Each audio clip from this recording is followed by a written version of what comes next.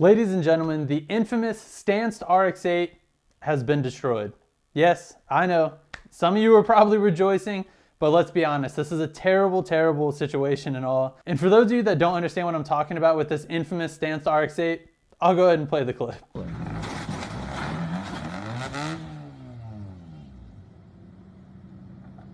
Now, I know a lot of people are going to have some strong reactions to the RX8, especially to the story about it being destroyed.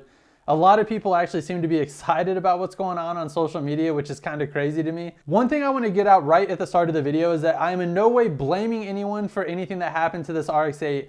The owner, Luke, or Stancypants on Instagram, some people are throwing out that it's actually possible insurance fraud, and I want to put it out there that I'm not claiming anything as far as Luke committing insurance fraud or targeting or blaming anybody that could have possibly destroyed this car. All in all, we don't actually know what happened. We do have a statement from Luke about what happened that we're going to talk about, but nothing really seems to be confirmed, and a lot of it is just speculation on social media. So we're going to work with what we have, and like I said, I'm not accusing anybody or insinuating that anyone did anything to the infamous Stancypants RX8. Real quick before we get into it though, I finally started my own business called Fitment. I make apparel for car guys, and it's actually affordable apparel. On top of that, I have a Black Friday deal right now where if you use the code BLACKFRIDAY10, it'll take 10% off your order at crownfitment.com. So head over there and consider grabbing a shirt, whether it's the Bag Santa shirt where a portion of proceeds benefit Toys for Tots, or one of our other designs like the Turbo Teddies. Please head over to Fitment and use the code BLACKFRIDAY10 to get 10% off your order. With that out of the way, let's go ahead and get into it because it's been all over social media today, especially if you're in the car groups or into the car culture, that the infamous RX8 was destroyed. Now, for a majority of the day, there weren't actually any pictures or videos, so it wasn't actually confirmed. So it led to a lot of speculation of people actually hoping that it was true, which is absolutely blasphemous because there's a lot of cars that even I hate in the car scene, but I would never hope that they actually got destroyed, whether it be an accident or actually what happened in this case, where it's been stated that someone actually destroyed this car on purpose. Now, unfortunately, it did actually end up being true. Like I said, Luke, the owner of the vehicle, made a statement and released some pictures and videos that showed the entire front end of the RX8 actually completely destroyed, and there's actually a gaping hole in the hood, which seems to corroborate what Luke might have said about there being a reported explosion on the vehicle. Now, like I said, a lot of things are up in the air with this story, so I don't really know for sure what happened, but Luke did put out a statement that said around 2 to 3 o'clock last night, he got a call from his grandparents that the fire department was outside of their house where the RX8 was parked on the street. Allegedly, some neighbors had actually heard a small explosion and the front of the RX8 was completely engulfed in flames. The fire department put the fire out. And according to Luke, an arson investigator came to the conclusion that some sort of accelerant was put into the intake of the RX8, which inevitably caused the small explosion and obviously led to the RX8 being completely destroyed. Now, here's where I'm going to put a little bit of my opinion into that specific scenario. I have the obvious questions of how did they actually get something into the intake? Now, I'm not going to sit here and say that I know the ins and outs of this RX8.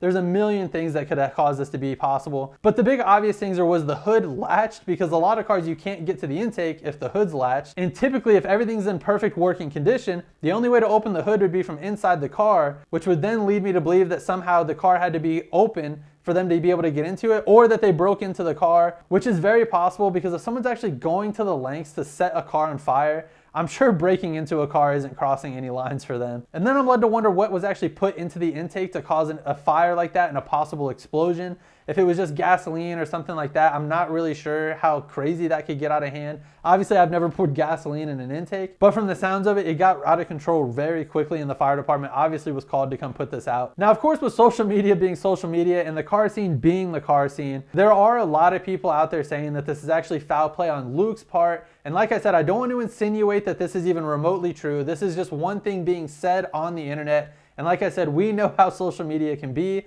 But some people are actually suggesting that this is Luke committing insurance fraud and had actually set the car on fire himself. But Luke had actually come out and added something on an Instagram story or post, I believe it was a story, where he actually said that he didn't have insurance on the car, which seems to be a whole nother kettle of fish in itself, which means that if that's true and there's no insurance on the car, that means that the car is a complete total loss and all of the liability falls on Luke, meaning that the insurance company will not cut him a check if it is found that it was actually arson or vandalism that caused the car to catch on fire. I've also seen a lot of people saying this is why they're not a part of the car community anymore, and I want to make this very, very clear. Anyone that's willing to go and sabotage or commit arson against someone's private property, especially a car, just because you don't like it or maybe you don't like the owner of the vehicle, they're not really a member of the car scene. As far as I'm concerned, the car scene's pretty relaxed, and I don't see things like this actually happening at car events. I think that's the point where you kind of classify it as the car scene is trash. This is a situation where there's just garbage people who, for whatever reason, decided they wanted to go destroy someone's private property. And to be honest, they're probably not even a part of the car scene that much. They probably just see the stuff on social media, and they're the type of guys that are just lurking on social media and hating on everyone's cars. And unfortunately, this time they decided to cross a massive line and go commit a crime against someone's private property, all because they feel some type of way about a guy's build. But in summary, guys, no matter the circumstances around what happened, it's very, very unfortunate that someone's build had to get destroyed. Even if you don't enjoy the build, and in my case, I really didn't like the RX8 that much. I actually seen it at Slammed Enough Gatlinburg, and I really wasn't that wowed by it. Now, at the end of the day, I understand that there was a lot of work and a lot of fabrication that goes into that stuff. So I do respect it, and I think it sucks that that much time and energy got put into a build just for it to get destroyed on the street in front of your grandparents' house. That's absolutely gutting. So I wish the best to Luke, assuming everything that he said is true. I really hope that the situation gets resolved, and I hope that there are some better things that come out of this situation. And all in all, guys, let's just try to do better as a community and keep an eye out for each other. I'm not saying that this situation could have been prevented, and like I said, I don't think that it was someone actually involved in the car community that did this, but let's all just keep an eye out for each other, guys, and let's hope that nothing like this ever happens again, regardless of who it is or what kind of car it is.